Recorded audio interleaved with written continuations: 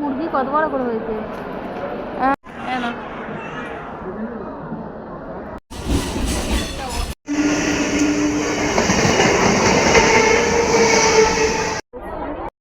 এই স্কিপ করো না, কার সঙ্গে দেখা করছি, কি করছি দেখো, দেখতে থাকো তোমরা।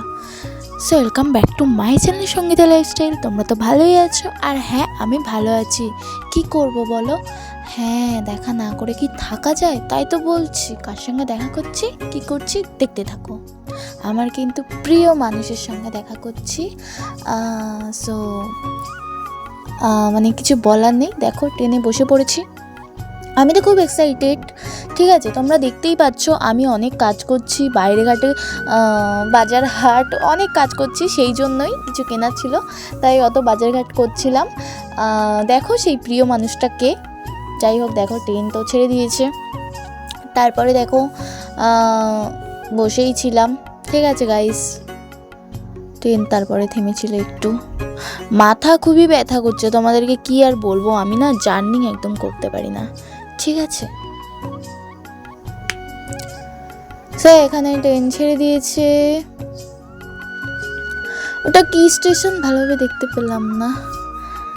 যাই হোক, দেখো আমি এই যে বসে আছি, আমি যতটা শেয়ার করতে পারছি, আর গাইস তোমরা ভাবতে পারবে না ট্রেনে যা ভিড় হচ্ছে, ঠিক আছে। যাওয়ার সময় একটু ফাঁকা ফাঁকায় যাচ্ছি, জানি না আসার সময় কি হবে, তোমাদেরকে অবশ্যই একটু হলেও দেখাবো। এখানে দেখো কি দারুণ লাগছে, তাই না বলো। আমার না ওই যে স্টেশনের পাশে ওই যে ফ্ল্যাটগুলো দেখতে পাচ্ছ, বড় বড় বাড়ি, ওগুলো বেশ ভালোই লাগে। তারপর দেখো খুবই খিদে পেয়েছিল, তারপর এটা কিনে নিলাম। এই যে বসে আছি, ট্রেন যাচ্ছিল পাশে থেকে।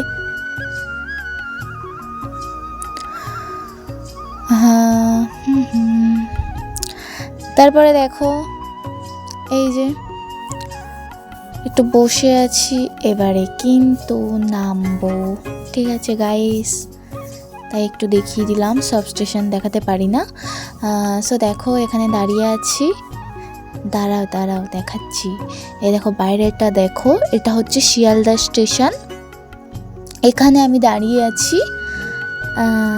দেখো এই ড্রেসটা আমি কিন্তু অনলাইন থেকে নিয়েছি, এবারে এই সেই ড্রেসটা এলো না, ওই ড্রেসটাই পরেছি, ঠিক আছে।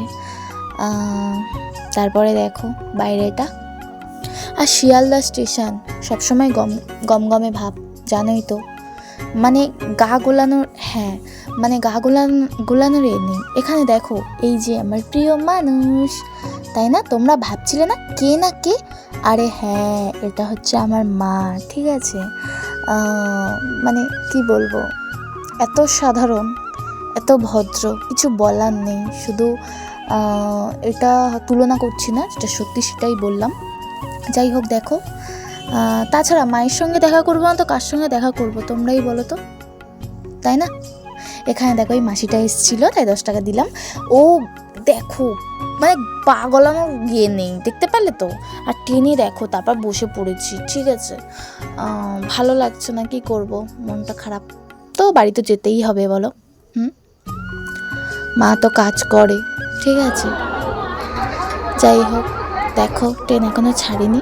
তারপরে এই যে দেখো এর থেকে বেশি ভিড় ছিল গাইস, তোমরা নিশ্চয়ই আওয়াজ শুনে দেখো তো, গায়ে মায় হতেই থাকে।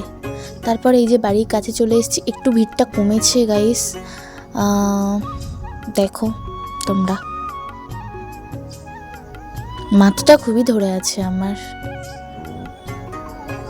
ভাল লাগছে না, সব এত ঠেলাঠেলি করছে না, মানে কিছু বলারই নেই, ঠিক আছে। লেডিসে বেশি ভিড় হয়, ঠিক আছে। যাই হোক দেখো তোমরা,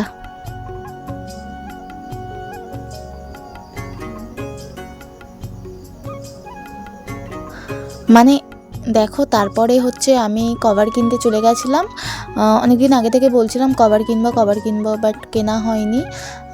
তো ওই যে কিনতে এসছি, আর হ্যাঁ কভার একটাও পছন্দ হয়নি, ঠিক আছে, বাড়ি দেখে গেলাম। তারপরে এই দোকানটায় গেছিলাম, একটা কভার নিয়েছি, ওই কভারটা নিয়েছি হচ্ছে 150 টাকা। যাই হোক নিয়েছি, অনেকদিন ধরে নেওয়া হয়নি। সেই বাড়িতে চলে আসলাম,